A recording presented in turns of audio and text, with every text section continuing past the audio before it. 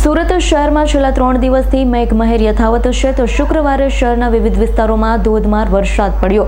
આભ ફાટ્યું હોય તે રીતે લિંબાયતમાં 1 કલાકમાં 4.5 ઇંચ અને 3 કલાકમાં 6 ઇંચ વરસાદ ખાબકતા જળબંબાકારની સ્થિતિનું નિર્માણ થયું. હવામાન વિભાગે આજે સુરત સહિત દક્ષિણ ગુજરાતમાં વરસાદની આગાહી કરી, જે મુજબ શહેરમાં મેઘમહેર જોવા મળી. છેલ્લા કેટલાક દિવસોથી પડી રહેલા વરસાદથી લોકોને ગરમી અને બફારામાંથી રાહત મળી, પરંતુ કામ અર્થે ઘરની બહાર નીકળેલા લોકોને અચાનક આવેલા વરસાદથી હાલાકીનો સામનો કરવો પડ્યો.